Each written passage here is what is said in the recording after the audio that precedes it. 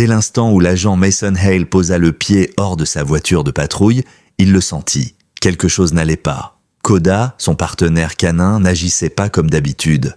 Le berger allemand avait les oreilles dressées, le corps tendu, comme s'il avait capté un danger que personne d'autre ne percevait. Puis, sans le moindre avertissement, il se mit à aboyer frénétiquement, tirant sur sa laisse avec une force qui semblait vouloir la briser. « Koda, qu'est-ce que tu as, mon grand ?» demanda Hale perplexe.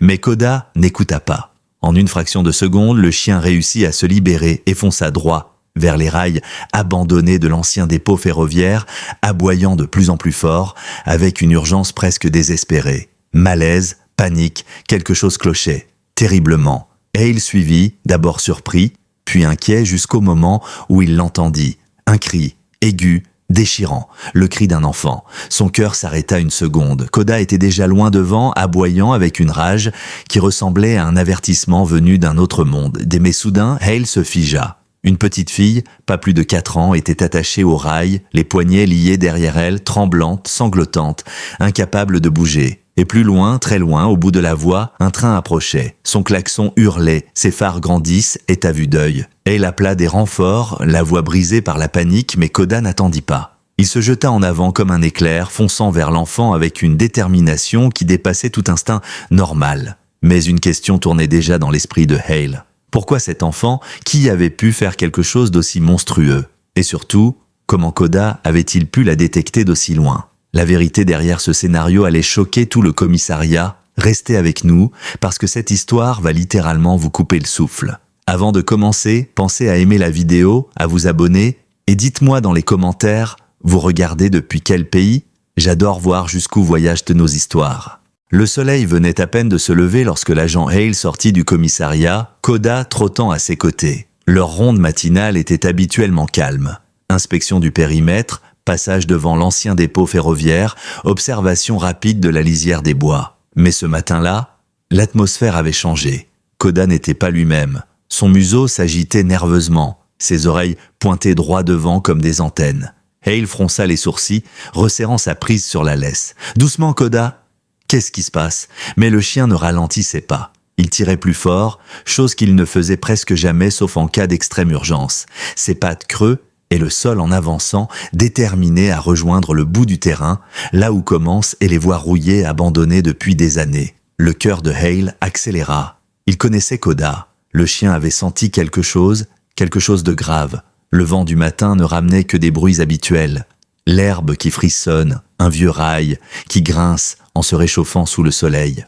Pourtant Koda semblait persuadé qu'un danger invisible se trouvait plus loin. Il reniflait le sol avec une intensité inhabituelle, tournant, revenant sur ses pas, puis repartant soudain avec un aboiement sec qui résonna dans la cour désertée. Cette fois, un frisson glacé parcourut le dos de Hale. « Qu'est-ce que tu as trouvé, mon grand ?» murmura-t-il. Koda n'alertait ni pour de la drogue, ni pour des explosifs. Ce comportement-là, c'était autre chose, de l'instinct pur, un instinct de survie. Le chien fixait obstinément l'horizon, vers le virage des rails. Rien n'était visible, rien de notable. Pourtant, Koda voyait, sentait, comprenait. Avant même que l'agent Hale n'ait le temps de réagir, Koda tira si violemment sur la laisse que celle-ci manqua de lui arracher la main. « Koda, et attends !» Mais le berger allemand rompit complètement la routine et fonça droit sur les rails. Hale suivit à vive allure, les bottes martelant le sol. Les rails, rouillés et tordus par le temps, s'étendaient comme une route vers l'inconnu. Le vent changea soudain, apportant un son presque imperceptible. Hale plissa les yeux, une vibration, une sorte de tremblement lointain. Koda se figea, son corps se tendit d'un coup. Ses oreilles se dressèrent si haut qu'elles semblent vouloir percer le ciel. Puis vint ce son, faible, mais déchirant. Un sanglot, un pleur d'enfant. Hale se figea à son tour, le souffle coupé. « Tu l'as entendu aussi ?» Koda répondit par un aboiement urgent, avant de repartir comme une flèche. Les pleurs devinrent plus clairs, plus paniqués, plus désespérés. Le sol vibrait légèrement sous les pas de Hale. Non, pas seulement leurs pas. Autre chose, quelque chose de lourd, quelque chose qui approchait. Ils contournèrent le premier virage, rien. Le second, toujours rien. Pourtant les cris continuent et, longs, brisés, jusqu'à ce qu'ils la voient. Une minuscule silhouette assise sur le métal froid, une robe froissée, Des bras attachés derrière le dos, les chevilles serrées par une corde rêche, un visage couvert de larmes, et le grondement d'un train approchant à toute allure. Hale sentit son cœur exploser dans sa poitrine. Koda bondit vers la fillette, la reniflant, tentant de la rassurer, mais elle hurla, terrorisée. « Ça va, petite, ça va, je suis là », dit Hale, s'agenouillant. Mais avant qu'il ne finisse de parler, Koda releva brusquement la tête, grognant profondément. Hale suivit son regard. D'abord, il ne vit rien. Puis il le sentit. Les vibrations, la lumière, le vent chaud, le train arrivait trop vite. Beaucoup trop vite.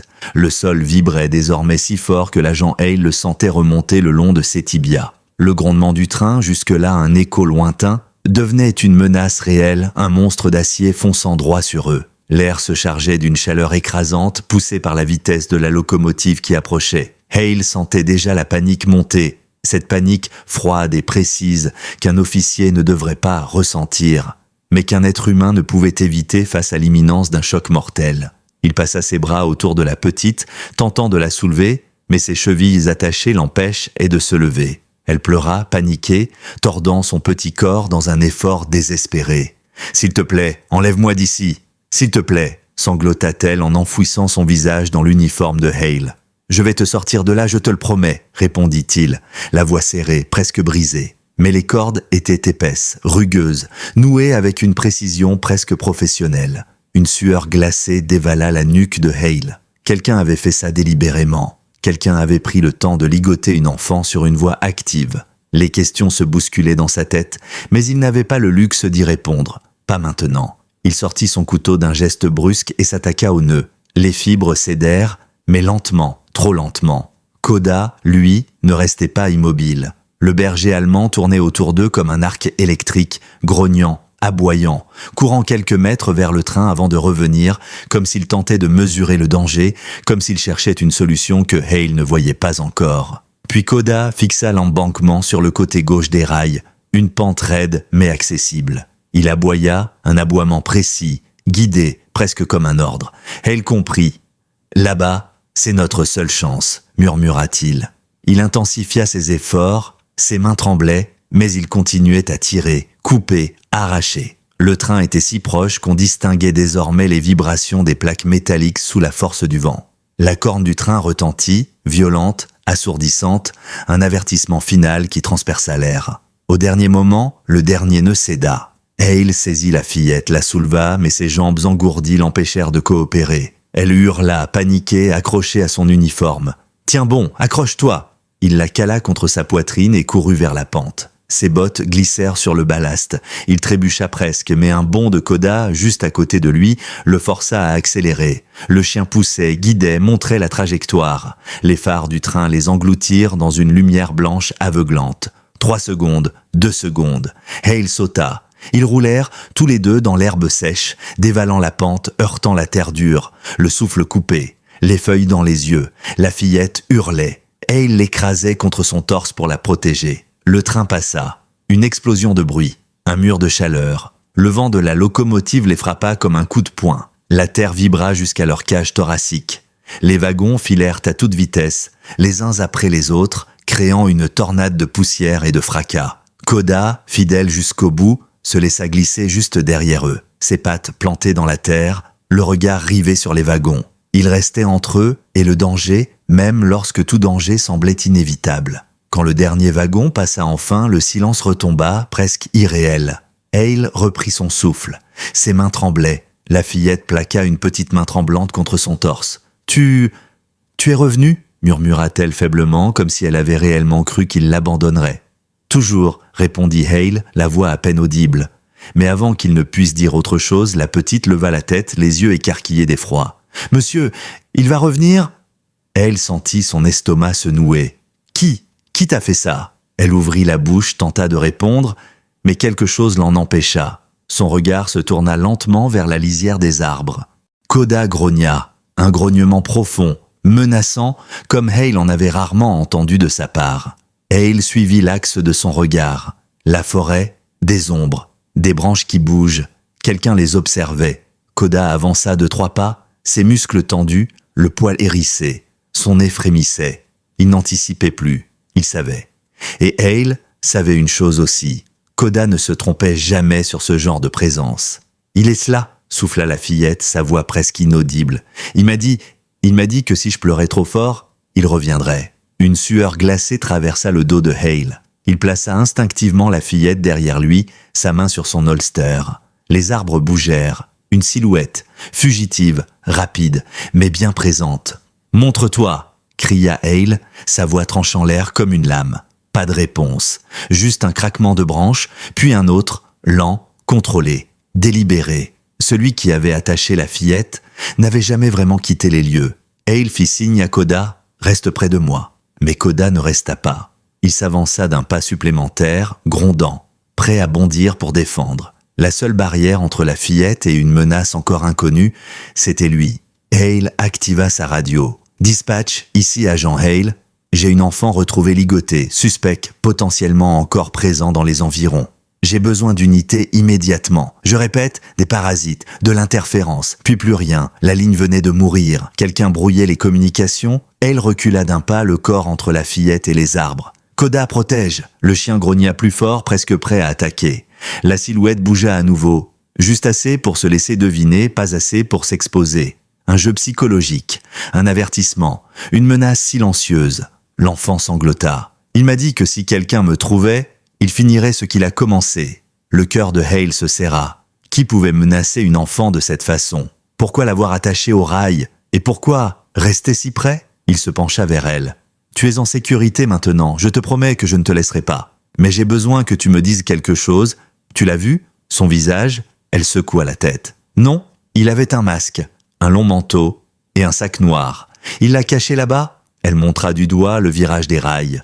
Koda tourna immédiatement la tête vers l'endroit. Ses oreilles se redressèrent, puis il se mit à courir. Elle pâlit. Il comprit une chose horrifiante. Ce n'était pas terminé, ce n'était que le début. Koda sprinta le long des rails comme s'il venait de capter une vérité que les humains maîtres aient encore plusieurs minutes à comprendre. Ses pattes frappent et le sol avec une détermination presque sauvage, son museau à quelques centimètres du ballast, guidé par quelque chose de précis, de récent, de dangereux. L'agent Hale sentit son cœur se serrer alors qu'il suivait Koda du regard. Si le chien courait avec autant d'intensité, c'est qu'il avait identifié une odeur fraîche, une présence, un objet. « Reste ici, d'accord ?» murmura Hale à la fillette, l'installant contre un buisson bas qui la camouflerait un minimum.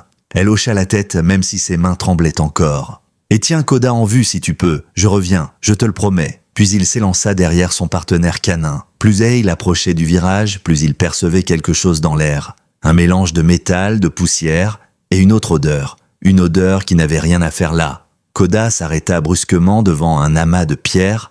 Hale arriva juste derrière lui, essoufflé. « Qu'est-ce que tu as, mon grand ?» Le chien grogna. Un grognement bas, profond. Un grognement d'alerte. Hale s'accroupit. C'est là qu'il le vit. Une petite ouverture entre deux rochers. Et coincé dans cet espace, un sac noir. Un sac assez large pour contenir quelque chose d'important, mais surtout soigneusement dissimulé. Trop soigneusement pour que ce soit un hasard. Hale sentit une poussée d'adrénaline. Il attrapa le sac délicatement, le glissa vers lui. Le zip était légèrement entrouvert, juste assez pour laisser entrevoir quelque chose d'inquiétant. Des fils. Un cylindre métallique, un boîtier. Non, souffla-t-il. Une charge explosive artisanale ou quelque chose de bien pire. Il allait ouvrir plus quand un bruit sec déchira le silence. Une branche qui craque. Pas à cause du vent, pas à cause d'un animal. Quelqu'un se déplaçait dans les bois, tout près. Hale se retourna d'un geste, l'arme déjà dégainée. Koda avait déjà pivoté, le poil hérissé, les babines retroussées. « Montrez-vous !» cria Hale, sa voix se répercutant entre les arbres. Silence, puis dans un souffle presque imperceptible, un pas. Elle sentit ses muscles se tendre. Koda, lui, n'attendait plus. Le chien s'avança de quelques mètres vers la lisière sombre, aboyant, grognant, prêt à bondir sur la menace. L'instinct du berger allemand ne mentait jamais. Quelqu'un les observait. Quelqu'un restait volontairement caché. Hale se pencha légèrement vers le sac. Il fallait au moins vérifier si c'était un détonateur. La fillette avait dit que son ravisseur avait posé un sac noir pour arrêter un train.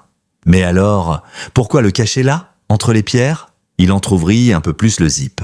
Son sang se glaça. À l'intérieur, ce n'était pas une bombe, pas une charge. C'était un dispositif électronique doté d'un émetteur, Un petit boîtier, à LED, une sorte de tracker. Il cligna des yeux. Pourquoi un tracker? Koda aboya soudain, encore plus fort. Un aboiement d'urgence. Hale se redressa immédiatement, l'arme pointée, scrutant les arbres. La silhouette apparut enfin. Juste une fraction de seconde, entre deux troncs. Un visage flou, un manteau sombre. Le cœur de Hale explosa dans sa poitrine. « C'est toi! Arrête-toi » hurla-t-il. L'homme recula, puis disparut. Koda fonça, ignorant le danger. « Koda, reviens! Koda » cria Hale, bien trop tard. Le chien avait déjà plongé dans la forêt. Le craquement des branches s'éloignait à toute vitesse. Hale courut, ses bottes frappant la terre sèche, la respiration courte. L'odeur de sapin, de poussière et d'humidité l'assaillait. Les arbres défilaient. Le ravisseur était rapide, très rapide. Mais Koda était plus déterminé encore. Le bois s'épaississait, la lumière diminuait. Les bruits de la forêt devenaient un écho assourdissant. Puis soudain Koda s'arrêta dans une petite clairière, grognant avec férocité. Elle surgit juste derrière lui, l'arme levée. L'homme sortit enfin de l'ombre. Elle le reconnut immédiatement, même à travers la saleté et la peur gravée sur son visage. L'homme tremblait, les mains levées. Il n'avait plus de masque, plus de manteau. Son regard fuyait de tous côtés, comme un animal piégé. « Je ne voulais pas » murmura-t-il. Koda grogna, ses crocs brillants. « À genoux » ordonna Hale. L'homme obéit lentement, le souffle saccadé. Je n'allais pas lui faire de mal, j'avais besoin de temps. « Tu l'as attaché à des rails » hurla Hale, une rage froide montant en lui. « Tu appelles ça ne pas lui faire de mal ?»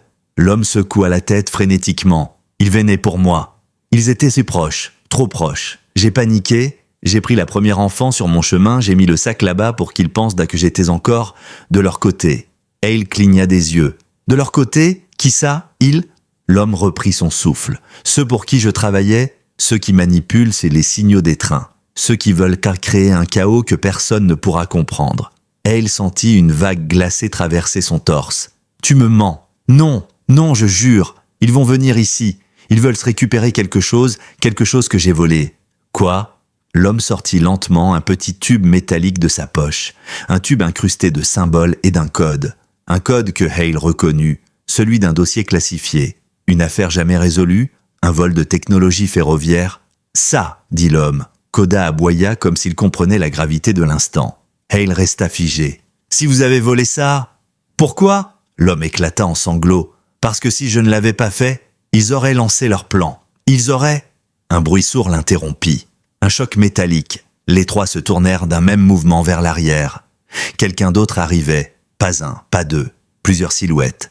Hale serra son arme. Koda se plaça devant lui, prêt à défendre jusqu'au dernier souffle. L'homme, lui, devint livide, ses lèvres tremblantes. « Ils sont déjà là », murmura-t-il. La respiration de Hale se bloqua dans sa gorge, comme si l'air lui-même s'était figé dans la forêt. Les silhouettes avançaient lentement, sans précipitation, comme si elles savaient exactement où elles mettaient les pieds, comme si rien ne pouvait les surprendre. 2 hommes, peut-être 3, chacun vêtu d'une veste sombre, leurs pas mesurés, leurs mouvements calculés. Pas de panique, pas de confusion. Ces gens-là n'étaient pas des amateurs. Ils étaient venus avec un objectif précis. Koda émit un grondement sourd, si profond que Hale le sentit vibrer jusque dans son sternum. Le chien se positionna légèrement en avant, le corps tendu, le regard verrouillé sur les nouveaux arrivants. Le ravisseur, l'ingénieur, si ce qu'il disait était vrai, recula d'un pas, la terreur se lisant dans chaque fibre de son corps. « Non, non, non, non,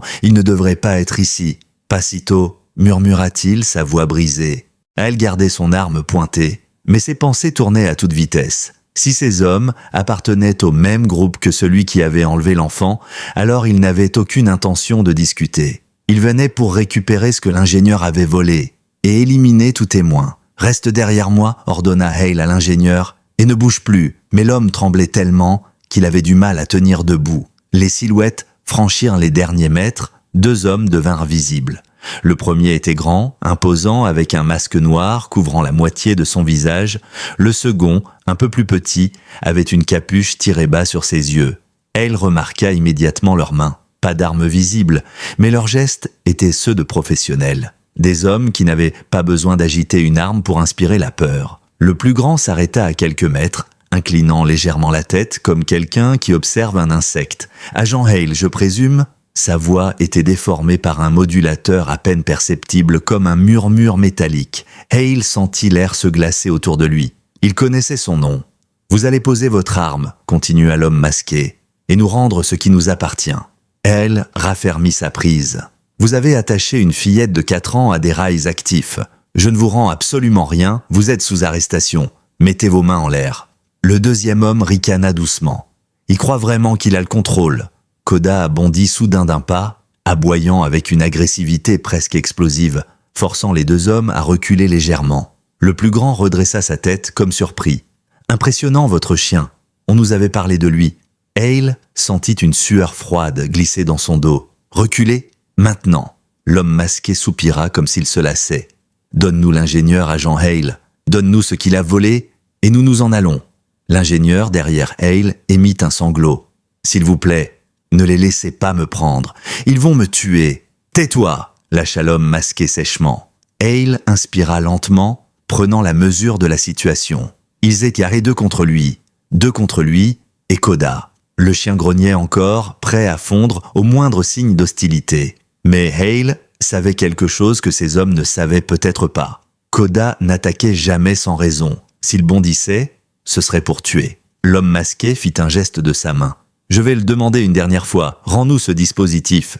Et l'ingénieur, ou c'est ici que ça se termine pour vous tous ?»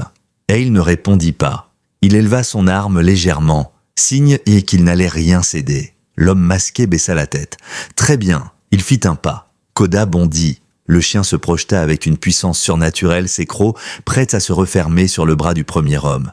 Mais le second se déplaça aussi rapidement qu'un serpent. Il sortit un couteau recourbé de sa manche et tenta de frapper Koda au flanc. Et il hurla de « Koda, attention !» L'ingénieur cria. Le chien esquiva le premier coup, pivota, grogna, frappa la main de l'homme au couteau juste assez pour lui faire lâcher la lame. Puis tout dégénéra. Le premier homme se jeta sur Hale. L'agent réussit à l'éviter d'un demi-pas et à frapper son poignet, mais l'homme était fort, bien plus fort qu'un individu normal. Leur lutte fit voler des feuilles, des branches. Hale sentit l'impact d'un bras puissant lui heurter l'épaule, manquant de lui faire lâcher son arme. Koda, de son côté, s'acharnait sur le deuxième homme qui tentait de récupérer sa lame. Le chien grognait, mordait, se repositionnait sans relâche, comme s'il anticipait chaque mouvement de son adversaire. C'était un combat parfaitement orchestré, une danse féroce entre instinct et technique. L'ingénieur, profitant du chaos, tenta de s'enfuir. « Reviens ici !» hurla Hale, mais l'homme courait déjà vers les fourrés, désespéré. Le premier assaillant tenta de frapper Koda par derrière, mais Hale tira un coup de ce monstre dans le sol, l'obligeant à reculer. « Prochain tir dans ta jambe !» gronda Hale. Le deuxième ravisseur tenta une nouvelle attaque, mais Koda bondit si violemment qu'il le renversa au sol cette fois. Le chien planta ses crocs dans la manche du ravisseur, tirant de toutes ses forces. Le tissu se déchira, révélant quelque chose en dessous, un tatouage noir, un symbole étrange, composé de chiffres et de lettres. Hale le vit, l'homme le vit aussi. Et panique, une panique brutale. « Il a vu !» hurla-t-il à son partenaire. « Il a vu mon code !» Le premier ravisseur devint fou de rage. Il se jeta sur Hale avec la vitesse d'un athlète olympique. Hale recula, tira un coup, effleurant son épaule. L'homme grogna, mais ne tomba pas. Koda abandonna son adversaire pour aider Hale. Il bondit, frappa, heurta le ravisseur de plein fouet. Les deux roulèrent dans la terre. Hale profita enfin d'une ouverture. Il plongea sur l'homme au masque, le plaqua contre un tronc, plaça son arme sous sa gorge. « Tu bouges, je tire !» L'homme rit. « Tu n'auras jamais le temps ? Ils arrivent. Tu ne sais même pas ce qu'on transporte, ce que ton petit ingénieur a volé. Cette fillette, elle n'était qu'un message, un avertissement. »« Quel message ?» gronda Hale. L'homme approcha ses lèvres du modulateur. « Que tout commence aujourd'hui. » Puis soudain, un cri résonna à travers la forêt. Un cri d'enfant. La fillette. « Hale !» hurla une voix derrière les arbres. C'était un autre officier. Du renfort, enfin. Les silhouettes dans la forêt bougèrent. Les ravisseurs réalisèrent qu'ils n'avaient plus le temps. Le masque se crispa. Il lança un regard à son partenaire. « Plan B, maintenant !» L'homme au sol arracha quelque chose de sa manche. Un petit boîtier. Une lumière rouge clignota. Koda aboya si fort que Hale en sursauta. « Hale, écarte-toi !» cria l'officier arrivant à travers la végétation. L'homme appuya sur le bouton, le sol vibra. Les rails au loin commencèrent à bourdonner. Et il comprit instantanément. Ce qu'ils avaient devant eux, ce n'était pas juste un plan d'enlèvement. C'était un projet de sabotage national. Et Ilven est tout juste d'en déclencher la première phase. Le bourdonnement provenant des rails devint soudain plus fort, comme si une onde invisible s'était déclenchée à travers tout le réseau ferroviaire. Hale sentit ses muscles se tendre. Ce n'était pas un bruit normal, pas un tremblement dû à un train. C'était mécanique, régulier, presque électrique, une vibration qui n'appartenait à aucune machine autorisée. Koda recula d'un pas, les oreilles aplaties, le regard fixé sur les rails lointains. Le chien n'aimait pas ce son. Hale le comprenait instinctivement. Quelque chose venait d'être activé, pas une bombe, pas une simple alarme, non. Quelque chose capable d'interférer avec les voix elles-mêmes. L'homme masqué, toujours coincé entre Hale et le tronc, esquissa un sourire tordu. « Trop tard », souffla-t-il. « Même si tu nous arrêtes, tu ne peux plus arrêter ce qui est lancé. » Hale resserra sa prise sur le col de son adversaire. « Qu'est-ce que vous avez activé ?»« Réponds. » Mais l'homme se contenta de rire. Un rire glacé, presque triomphant. « Tu verras bien, dans quelques minutes ?» Le deuxième ravisseur tenta de ramper vers une petite valise métallique tombée au sol pendant la lutte. Mais Koda bondit dessus avant lui, aboyant, montrant les crocs, bloquant l'accès à l'objet. Hale jeta un rapide coup d'œil. La valise était étrange, blindée lourde, avec un cadenas électronique et un écran clignotant d'un rouge inquiétant. L'ingénieur, toujours en fuite quelques mètres plus loin, revint finalement vers le groupe en titubant. Il était pâle, tremblant, incapable de garder son calme. « Non, non, non, vous ne comprenez pas. Si ce boîtier est activé, alors ils vont pouvoir se taire, » cracha l'homme masqué. « Tu parles trop, c'est à cause de ta trahison que tu es ici aujourd'hui. » Elle braqua son arme sur lui. « Tu vas parler, maintenant. » L'homme inspira profondément, puis fixa Hale dans les yeux. « Ce que ton ingénieur a volé n'était pas un simple prototype. C'est une clé. Pas la seule, pas la dernière, une pièce d'un ensemble beaucoup plus large. » Hale sentit une sueur froide lui glisser le long du dos. « Une clé pourquoi ?» Un large sourire se dessina sous le masque. « Pour éteindre tout un réseau, pour faire disparaître un convoi, pour arrêter un système sans poser une seule bombe. » Hale serra les dents. « Quel système ?»« Le réseau ferroviaire entier, » répondit l'homme dans un chuchotement presque fasciné. « Les signaux, les switches, les communications, tout ce qui permet d'éviter les collisions. En un seul clic, tout se brouille. Tout devient aveugle, et pendant le chaos, on transporte ce qu'on veut. » La forêt sembla s'assombrir autour d'eux. L'ingénieur éclata en sanglots. « Je ne voulais pas.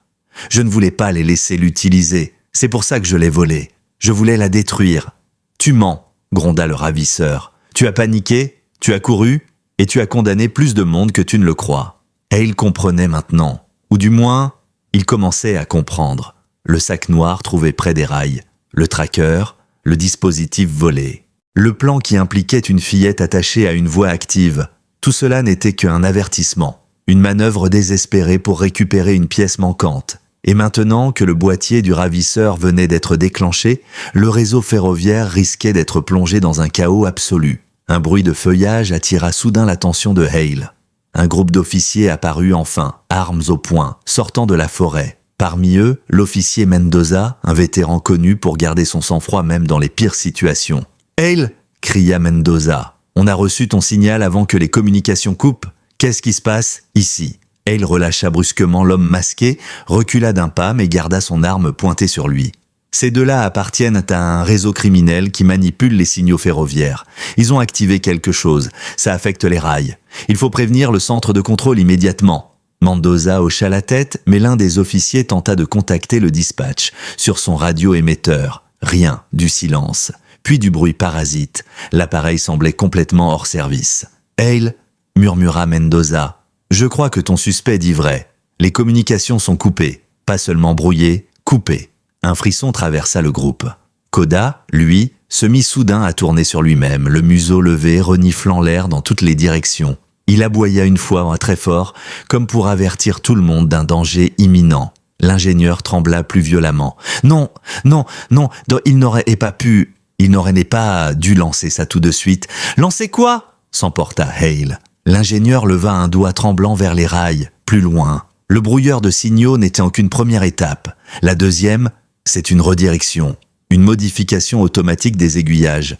Les trains, Il s'arrêta, incapable de finir sa phrase. « Les trains vont être envoyés sur la mauvaise voie », conclut silencieusement Hale. « Pas seulement un, murmura l'ingénieur. Plusieurs. Des trains de fret, des trains de passagers, des locomotives à grande vitesse. Et personne au centre ne pourra empêcher quoi que ce soit. Pas avec les signaux aveuglés. Mendoza jura à voix basse. On doit aller au poste de contrôle manuellement. On doit couper l'alimentation des aiguillages. Mais l'ingénieur secoua la tête paniqué.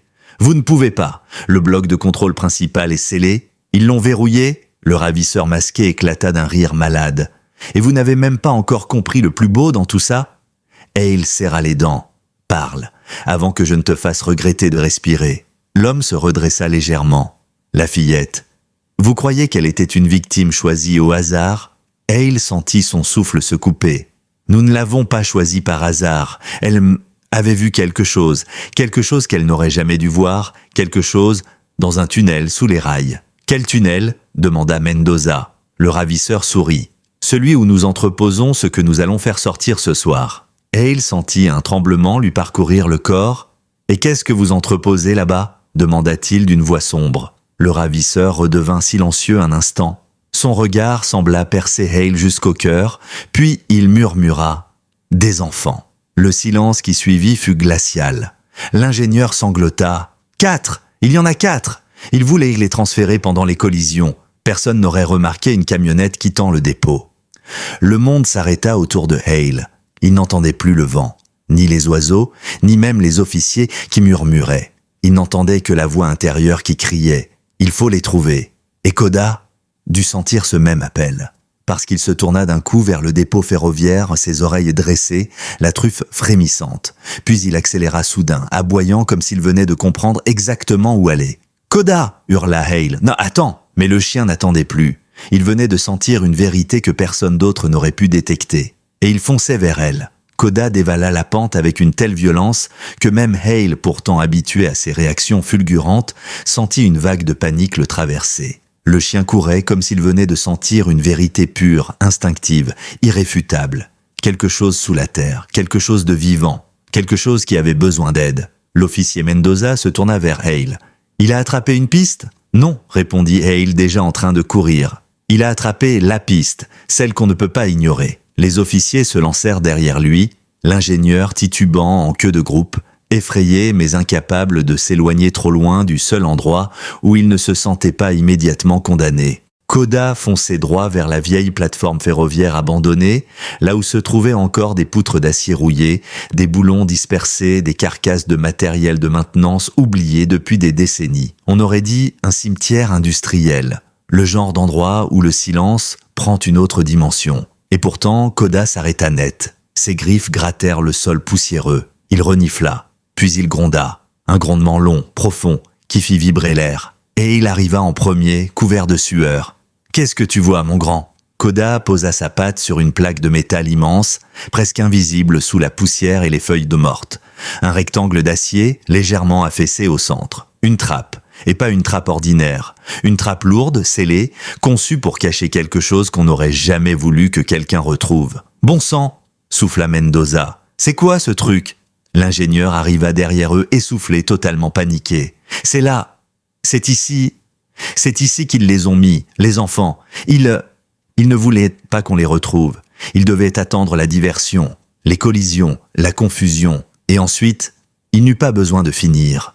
Tout le monde comprenait. Koda se mit à gratter frénétiquement la plaque, aboyant en direction du dessous, comme s'il essayait de parler directement aux êtres piégés en bas. Hale posa sa main sur la trappe. Elle vibrait faiblement. « Mendoza !» cria-t-il. « Aide-moi à l'ouvrir !» 2 autres officiers arrivèrent, ils saisirent la plaque par les bords, elle résistait, craqua, refusa de céder. Elle avait été soudée grossièrement sur 3 côtés, comme un bricolage fait dans l'urgence, mais pas suffisamment solide pour résister à plusieurs hommes déterminés. « Encore !» ordonna Hale. Ils tirèrent, les muscles se tendirent, la plaque grinça, puis céda. Un souffle d'air glacial s'échappa de l'ouverture, chargé d'humidité et de terre. Koda se jeta immédiatement vers l'ouverture, reniflant avec urgence. Hale braqua sa lampe torche. Ce qu'il vit le pétrifia. 4 visages, 4 enfants, serrés les uns contre les autres dans une petite pièce en béton, tremblants, sales, vivants. Le plus jeune devait avoir 3 ans. Le plus âgé, peut-être 9. Leurs yeux étaient de grands comme des lunes, remplis de peur, puis d'un espoir timide en apercevant Koda et les uniformes. « Ne vous inquiétez pas, dit doucement Hale. On est là, vous êtes sauvés. » Mais les enfants ne répondent et pas encore. Ils étaient trop choqués, trop abasourdis. Une petite fille aux cheveux emmêlés leva la main, effleurant la lumière, comme si elle doutait que ce qu'elle voyait soit réel. « Koda, murmura Hale. Vas-y mon grand, descends doucement. » Le chien s'engagea dans l'échelle métallique et, incroyable mais vrai, descendit les barreaux prudemment. Une fois en bas, il se plaça contre les enfants, leur léchant les mains, les joues, poussant doucement celui qui pleurait. En quelques secondes, leurs épaules se détendirent. Un garçon éclata même en sanglots de soulagement et entoura le cou du chien de ses petits bras. C'était comme si Koda leur rappelait que, malgré tout, la gentillesse existait encore dans le monde. « On va les remonter un par un ?» ordonna Hale. Les officiers se relayèrent. Le premier enfant fut hissé doucement, puis le deuxième, puis le troisième. Chaque fois, Koda restait en bas avec le dernier, refusant de les laisser seuls, ne serait-ce qu'un instant. Hale sentit un coup dans sa poitrine. Il avait travaillé avec Koda pendant des années. Il avait vu le chien traquer des criminels, détecter des explosifs, retrouver des personnes disparues. Mais jamais. Jamais il ne l'avait vu se transformer en ange gardien avec autant de douceur. Lorsque le dernier enfant fut remonté, Koda montra enfin des signes de réticence. Il regarda encore une fois la petite pièce sombre, puis remonta l'échelle avec lenteur, comme s'il voulait s'assurer qu'il n'y avait plus personne à sauver. Hale passa un bras autour du chien. « Tu es un héros ? Tu le sais ça ?» Koda posa sa tête contre son torse comme s'il comprenait. Les enfants furent placés dans un périmètre sécurisé. Des couvertures, de l'eau, des bras, des mots doux. L'un d'eux, un petit garçon au visage terrifié, murmura « On a entendu les trains. On pensait qu'on allait disparaître. » Hale hocha la tête, incapable de répondre, parce qu'il savait qu'ils avaient failli y rester, vraiment, et que sans Koda, rien de tout cela n'aurait été possible. Pendant que les ambulanciers examinaient les enfants, Hale sentit quelqu'un tirer légèrement sur sa manche. C'était la fillette sauvée des rails.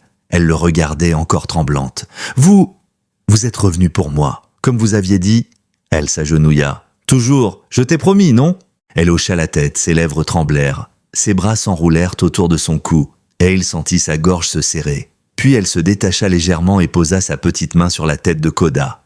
Et lui aussi, il est revenu. Koda répondit par un léger aboiement doux, comme s'il souriait. Mais ce moment de répit ne dura pas longtemps. Mendoza arriva en courant. « Hal, tu dois voir ça, tout de suite. » Hale se releva. « Quoi encore ? Les hommes qu'on a arrêtés, ils disent que ce n'était qu'une équipe, une seule, et que 2 autres groupes sont déjà en route. » Le sang de Hale se glaça. 2 autres groupes, 2 autres cellules du même réseau. Et si ceux-ci avaient stocké 4 enfants, combien les autres en détonnaient-ils ? Combien de temps est-il de déplacer pendant le chaos en préparation ? Koda sentit la tension et se redressa d'un coup, oreilles dressées, muscles raides. Il regarda Hale. Hale le regarda, puis murmura « C'est loin d'être fini ». Et il avait raison, le pire restait encore à venir. L'annonce de Mendoza tomba comme une enclume.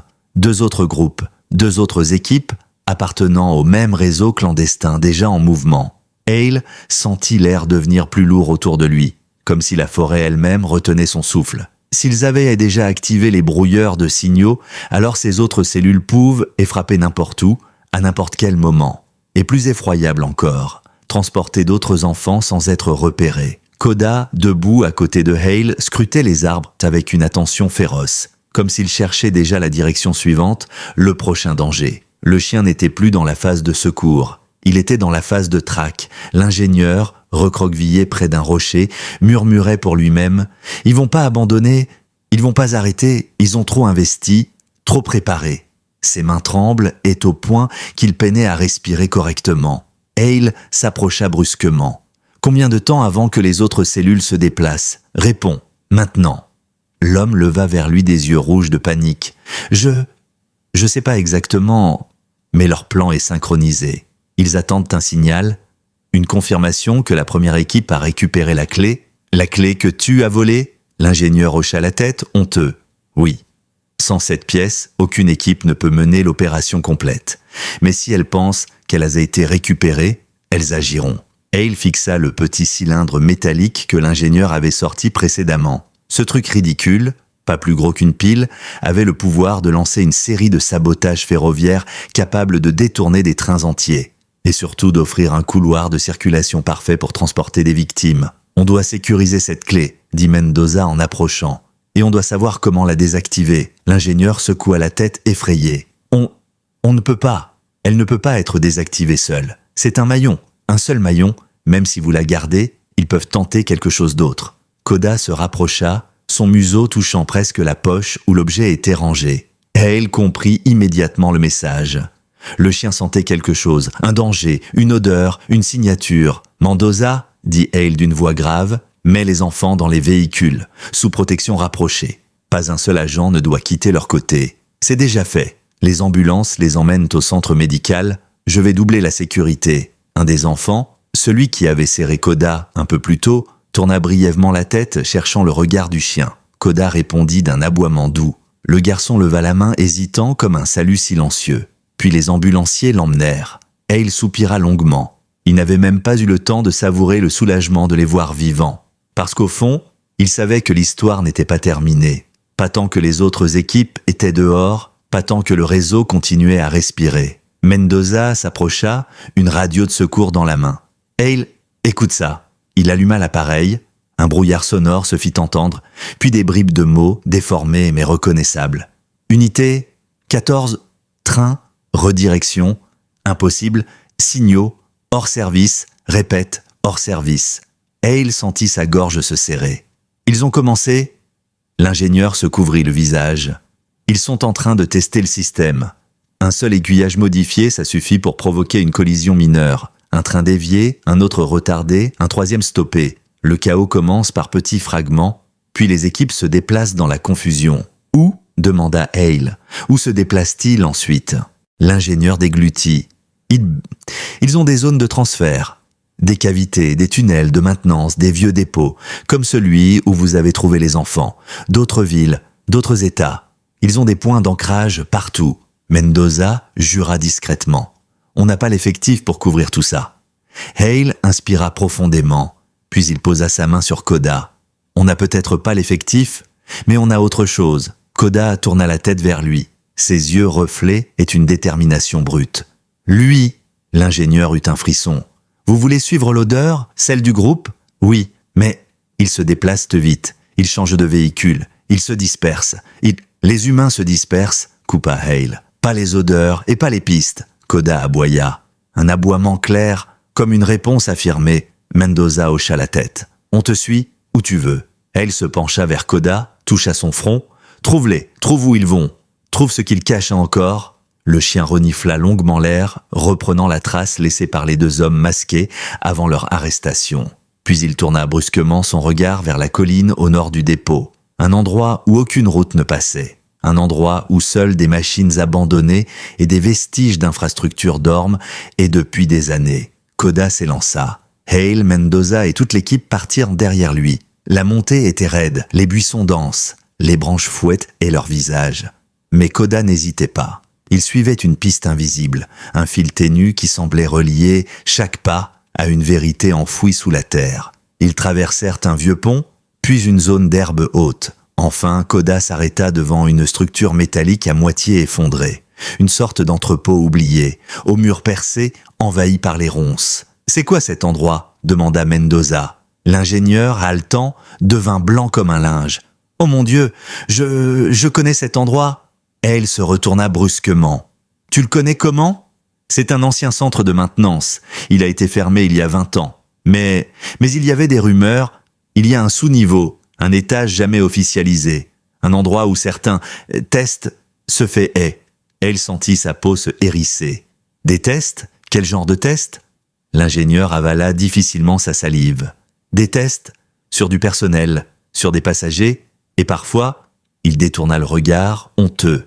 Sur des enfants? Finit Hale, la voix glaciale. Silence. Koda se mit à gratter violemment une paroi latérale du bâtiment. Un bruit métallique résonna. Koda a trouvé quelque chose, dit Mendoza. Le chien aboya, puis posa une patte contre une porte coulissante entièrement rouillée, presque soudée au mur. Et il attrapa la poignée, tira de toutes ses forces. Rien. Mendoza l'aida, puis un troisième officier. La porte grinça, craqua et s'ouvrit. Une bouffée d'air froid et vicié emplit l'espace. Une odeur de poussière, de métal et... autre chose, quelque chose de désagréable, d'acide. Koda entra en premier comme toujours, et il braqua sa lampe torche. Et là, il vit des cages. De longues cages métalliques alignées, des lits de camp sales, des jouets brisés, des vêtements d'enfants. Et sur un mur, tracé à la hâte, un message écrit au marqueur rouge, transit prévu, 22h15, départ imminent. Mendoza recula d'un pas. Tu crois qu'ils en avaient plus » Hale ne répondit pas tout de suite. Puis il avança dans la pièce, son faisceau éclairant chaque recoin. « Non, finit-il par dire, je ne le crois pas. Je le sais. » Il se tourna vers son équipe. « Il en manque ?» Koda aboya, court, sec, déterminé, comme s'il disait « On n'a pas fini. Pas tant qu'ils n'auront pas retrouvé chaque enfant. » L'air à l'intérieur de l'ancien entrepôt paraissait plus lourd, presque étouffant. Chaque respiration semblait soulever un nuage de poussière fantôme, chargé d'années de secrets et d'horreurs enterrées. Hale balaya lentement la pièce avec sa lampe torche. Koda restait devant lui, les muscles contractés, comme s'il avait pénétré dans un territoire hostile. Son instinct canine hurlait qu'il n'était pas censé être là. Ou plutôt que trop de souffrances s'y étaient accumulées. « Mendoza » murmura Hale. « Regarde ça. » Les cages métalliques alignées semblaient sorties d'un cauchemar. Certaines étaient assez grandes pour un adulte, d'autres bien trop petites. Des jouets sales traînaient sur le sol. Un camion en plastique aux roues manquantes, une poupée dont la tête avait été arrachée, un petit livre aux pages déchirées. Autant de preuves silencieuses du passage d'enfants qui ne comprenaient pas ce qui leur arrivait. Mendoza se frotta le visage. « Tout ça, c'était prévu depuis combien de temps ?» L'ingénieur, encore tremblant, observa la pièce comme un homme découvrant ses propres péchés. Longtemps ? Trop longtemps. Ce centre a été abandonné officiellement, mais officieusement, certaines équipes l'utilisaient encore. Pour stocker, pour transférer, pour faire disparaître. Il déglutit. Ils avaient tout un réseau. Des lieux comme celui-là, il y en a plusieurs dans l'État. Hale pivota brusquement vers lui. Combien ? Je ne sais pas. Je n'étais qu'un technicien. Je n'avais pas accès à tout le réseau. Mais ce que je sais, c'est qu'ils sont organisés. Très organisés. Chaque cellule sait où se rendre si l'autre échoue. Et si une opération capote, ils accélèrent les autres. Koda renifla vivement l'air, puis se faufila entre deux cages. Il grattait quelque chose du bout de la patte. Hale se précipita. Sur le mur, un schéma grossier avait été dessiné. Une série d'itinéraires ferroviaires avec des flèches indiquant des points clés et des zones de transit. Une sorte de carte logistique. Et au centre, encerclé au marqueur rouge, un seul mot, départ, 22h15. Mendoza consulta sa montre. Il est 21h42. On n'a même pas 40 minutes. Et il sentit son pouce accélérer. Alors il nous reste 40 minutes pour les arrêter. L'ingénieur prit une profonde inspiration. Je peux peut-être vous aider. Il existe un protocole interne, une séquence de code qui permet de tracer l'utilisation de certains appareils du réseau. Si je peux accéder à un terminal de maintenance, je peux peut-être déterminer quel itinéraire ils vont utiliser pour le transfert. Et ce terminal, il est où ? Demanda Hale.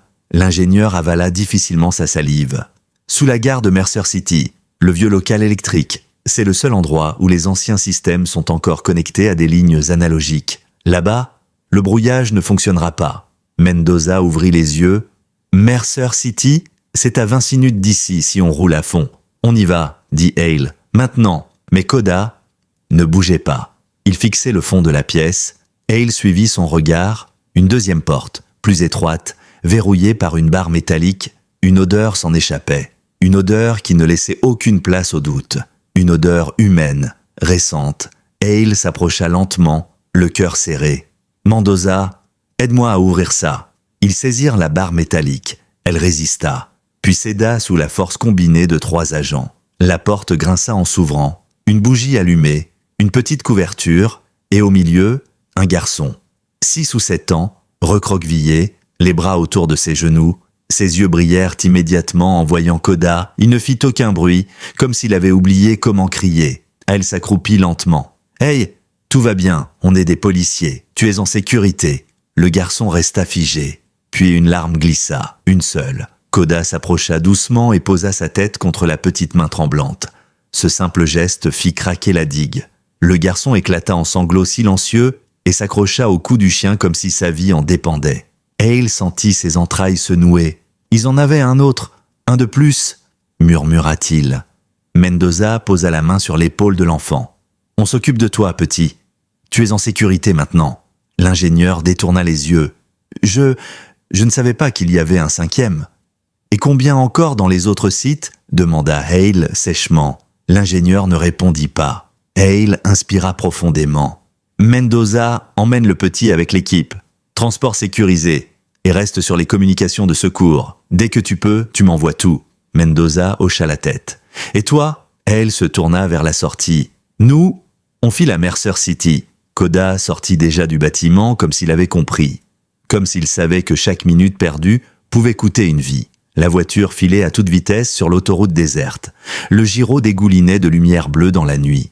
Koda se tenait sur la banquette arrière, la tête levée, les yeux fixés droit devant comme s'il pouvait voir à travers les collines et les villes. Hale conduisait, le regard dur, concentré. À sa droite, l'ingénieur respirait comme quelqu'un qui s'attendait à mourir d'une minute à l'autre.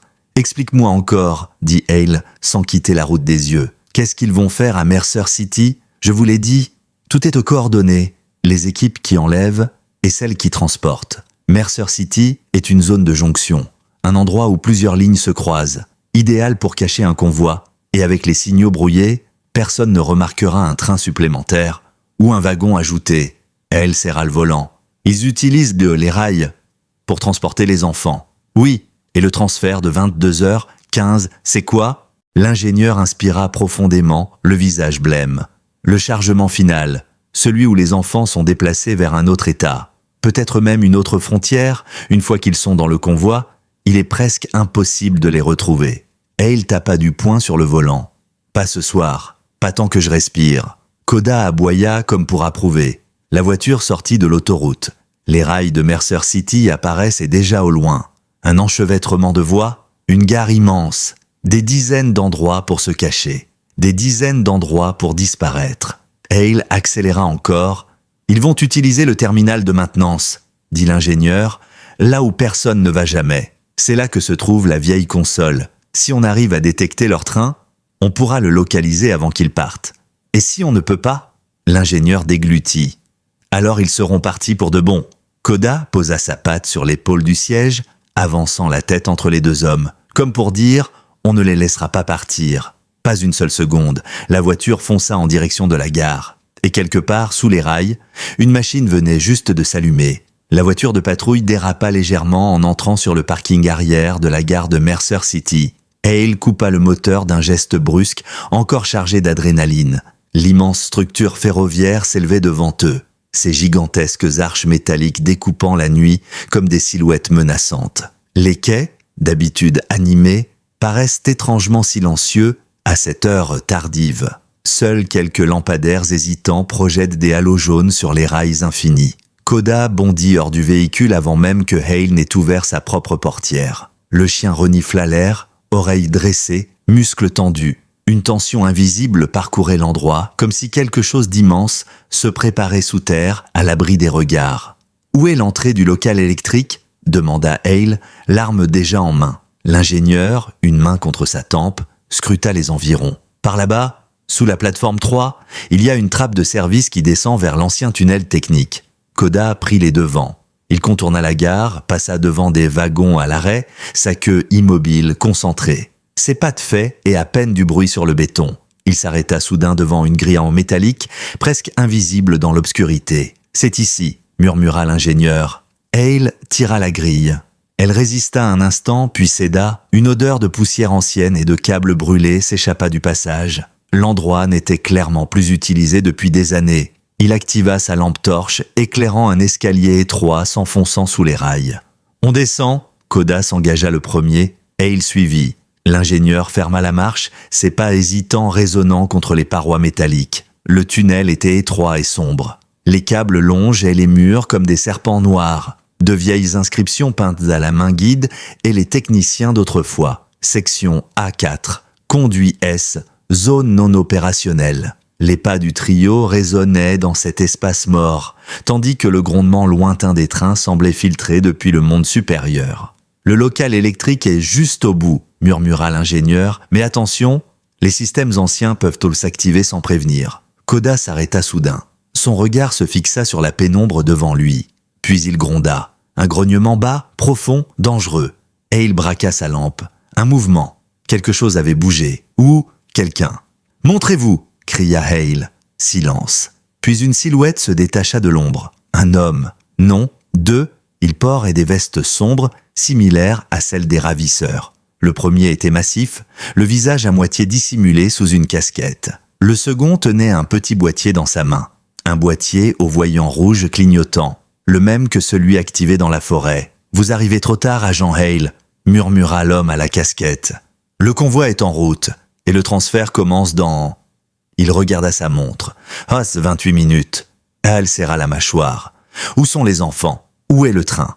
Le deuxième homme sourit, un sourire froid. « Quelque part sous vos pieds, à rouler sans lumière, sans signal, sans surveillance, dans le noir absolu du réseau souterrain, là où personne ne va jamais. » Koda aboya, un aboiement qui résonna comme un tonnerre dans le tunnel. « Lâche ton boîtier, maintenant !» hurla Hale. L'homme leva les mains, mais laissa son pouce suspendu juste au-dessus du bouton.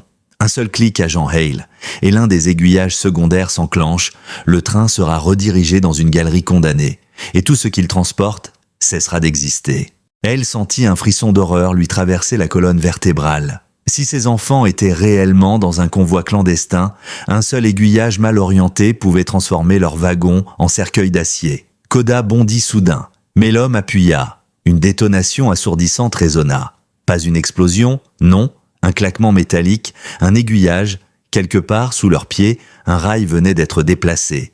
Hale se jeta à couvert, Koda glissa mais se rattrapa. L'homme à la casquette sortit un couteau, mais Hale le plaqua contre le mur, l'arme en avant. « Annule, réactive le bon rail, maintenant !» L'homme ricana. « Tu crois que j'ai accès, que je contrôle? Je ne suis qu'une pièce. Comme toi, comme lui, comme tous les enfants. » Le couteau tenta de frapper en direction de Hale. Koda se projeta. Il mordit l'avant-bras du ravisseur avec une puissance fulgurante. L'homme hurla, lâchant son arme. Hale le désarma et le plaqua définitivement au sol. Mais le deuxième homme, celui au boîtier, s'était enfui, vers le local électrique, vers les commandes. « Koda, avec moi !» cria Hale se lançant à sa poursuite. Le chien s'arracha au premier ravisseur, ses crocs couverts de sang. Il partit à pleine vitesse, ses pas frappant le sol métallique comme des coups de marteau. La poursuite à travers le tunnel semblait interminable, la lampe de Hale tremblait dans sa main tandis que les ombres s'étiraient sous les mouvements rapides. Le fugitif franchit une porte lourde, la referma derrière lui et l'enclencha. Une serrure automatique se verrouilla. « Hale !» cria l'ingénieur, le rejoignant en courant. « Cette porte mène directement au poste de commande. Que si on l'ouvre pas, on perd tout. »« Koda peut passer ?» demanda Hale. Le chien renifla la base de la porte, puis gronda. Il fit demi-tour et s'engouffra dans un autre tunnel latéral. « Koda, reviens, ce n'est pas le... » L'ingénieur posa la main sur l'épaule de Hale. « Attendez, il connaît un passage. Les tunnels anciens, ils sont reliés par des conduits. Si quelqu'un peut le rattraper, c'est lui. » Hale hésita une demi-seconde, puis suivit son chien. Le passage était étroit, si étroit que Hale devait se pencher. Koda, plus agile, avançait vite, guidé par l'odeur du ravisseur ou par une sorte d'instinct supérieur. Le tunnel se courbait, oscillait, descendait, l'air devenait plus froid, plus sec. Le bruit des moteurs lointains était plus net. La poursuite cessa soudain. Koda s'arrêta net. Elle braqua sa lampe. Un grillage métallique se dressait devant eux. Et derrière, une scène terrifiante. Un train, un convoi entier, à l'arrêt, dans un tunnel secondaire, composé de plusieurs wagons de fret fermés. Et devant eux, dans le wagon numéro 3, de petites silhouettes tapotaient contre la paroi métallique, faiblement, des enfants. Hale sentit son cœur se briser et brûler en même temps. « Mon Dieu, ils sont là !» Koda aboya hystérique. Mais le ravisseur n'était pas là. Non, il était plus loin, dans la cabine du conducteur, les mains sur un panneau rempli de leviers et d'interrupteurs anciens. Il se retourna, un sourire malade déformant son visage. « Bienvenue, agent Hale, juste à temps pour assister au départ. » Hale se précipita vers le grillage, tira dessus de toutes ses forces. Mais la porte ne céda pas. Il frappa. Encore, encore. Koda bondit, mordit le grillage, tirant avec une force surhumaine. Les enfants tapèrent contre les parois, paniqués. Le ravisseur enclencha un levier. Le moteur du train rugit, les lumières clignotèrent. Puis il dit la phrase qui fit geler le sang de Hale. « Dans 30 secondes, ce train part pour un endroit d'où il ne reviendra jamais. » Koda se retourna, ses yeux avaient changé. Plus de peur, plus de doute, seulement une détermination sauvage. Il bondit. Il disparut dans un conduit d'aération vers la cabine. « Koda !» hurla Hale. Un hurlement canin éclata dans la cabine. Un cri humain suivit. Puis, un silence. Le train trembla. Les moteurs rugissaient. Dans 20 secondes, les enfants serraient perdus. Hale serra le grillage une dernière fois, puis recula, courut, saute et projeta tout son poids contre la porte métallique dans un hurlement qui s'arracha de sa gorge comme un coup de tonnerre. La porte se tordit, une deuxième fois, une troisième, puis céda avec un fracas déchirant. Hale traversa l'ouverture en roulant sur le sol. Il se releva d'un bond et fonça vers la cabine. « Koda !» hurla-t-il encore. Ce qu'il trouva à l'intérieur lui coupa le souffle. Koda était debout sur la console, ses crocs dégoulinant de sang, le ravisseur gisant à côté, inconscient. Et le levier de départ, arraché, le train, immobile, les enfants sanglots et derrière les parois. Elle posa sa main sur la tête de Koda. « Tu l'as fait, mon garçon, tu l'as fait ?» Mais Koda se tourna, ses oreilles se dressèrent, ses yeux s'élargirent, comme s'il entendait encore autre chose, comme si le danger n'était pas terminé. Et il sentit encore le souffle du train immobile vibrer sous ses pieds. Mais quelque chose dans le regard de Koda lui glaça immédiatement le sang. Le berger allemand ne fixait plus le ravisseur inconscient. Il ne fixait plus non plus les leviers ou la console arrachée. Ses yeux étaient détournés vers le fond du tunnel, là où l'obscurité semblait avaler la lumière. Un grondement monta dans la gorge du chien, lent, menaçant, presque primal. « Qu'est-ce qu'il y a, mon grand ?» murmura Hale, déjà en train de tendre la main vers son arme. Puis il l'entendit. Un bruit, un souffle métallique, une vibration sourde, plus profonde, plus ancienne que celle d'un simple train. Une autre locomotive, en mouvement, sous terre, et elle arrivait droit vers eux. « Non !»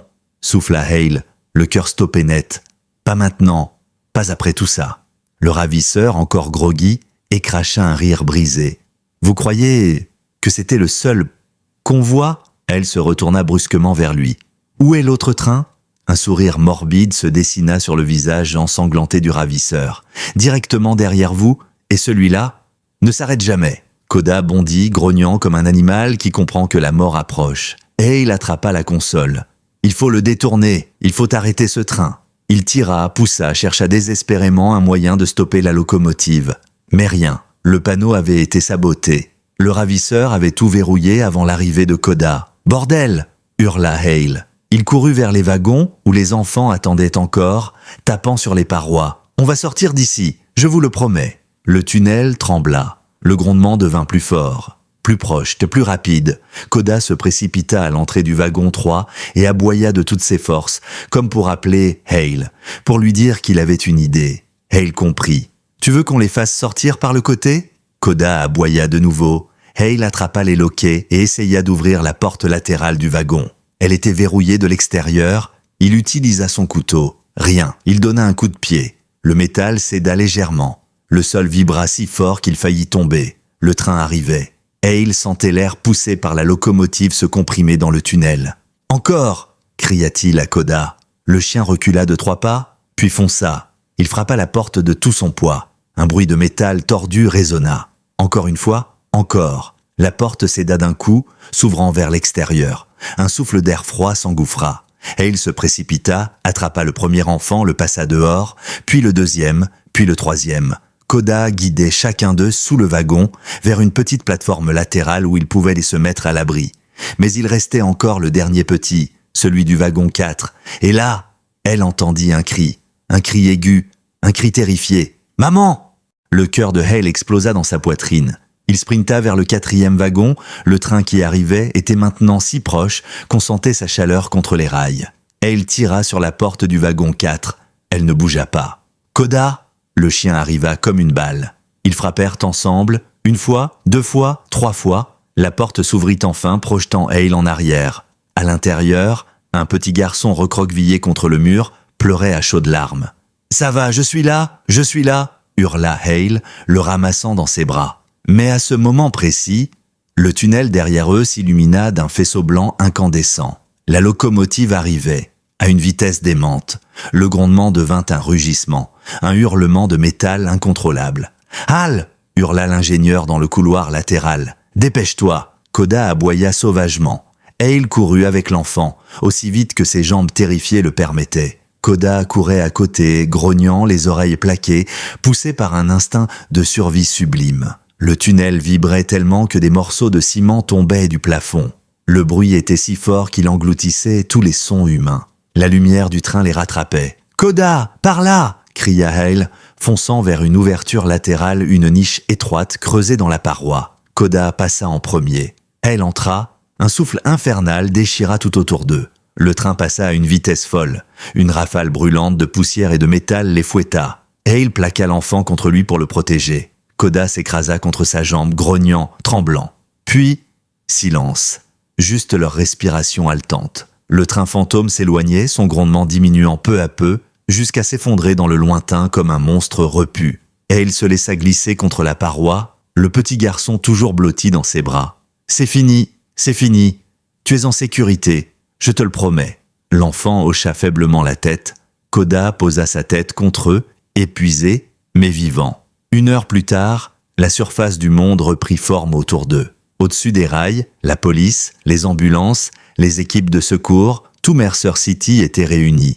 Les enfants furent sortis un par un, enveloppés dans des couvertures, serrés contre les bras de leurs parents. Des cris de joie, des larmes, des prières. La ville entière semblait respirer à nouveau. Le petit garçon du wagon 4 se précipita vers une femme qui s'effondra de soulagement. La fillette, sauvée des rails, courut vers Hale, lui attrapa la main. « Tu es revenu, encore, tu reviens toujours », murmura-t-elle. Hale, ému malgré lui ébouriffa les cheveux. Toujours, Koda s'approcha. La fillette l'enlaça comme si elle retrouvait un ange. Les parents arrivèrent ensuite. L'un après l'autre, ils se penchèrent devant Koda, posant une main tremblante sur sa tête, murmurant des « merci », des « Dieu te bénisse », des « tu nous as rendu nos enfants ». Mais le plus beau moment fut celui qui suivit. Le chef du département arriva, un homme solide, d'ordinaire strict et difficile à impressionner. Il s'arrêta devant Hale, puis devant Koda, et il déclara d'une voix qui résonna sur tout le quai. « Ce chien ne mérite pas seulement une médaille, il mérite qu'on se souvienne de lui, à jamais. » Koda leva la tête, ses yeux brillent et sous les lumières de la gare. Hale posa sa main sur son poil. « Tu n'es pas un héros, mon garçon » murmura-t-il avec un sourire. « Tu es bien plus que ça. » Et alors que la nuit s'effaçait lentement derrière les premières lueurs de l'aube, chacun sut, sans aucun doute, Koda n'avait pas seulement sauvé des vies, il avait changé des destins et révélé une vérité brutale. Un seul chien, guidé par un instinct pur, peut arrêter une catastrophe qu'aucun humain ne voit venir.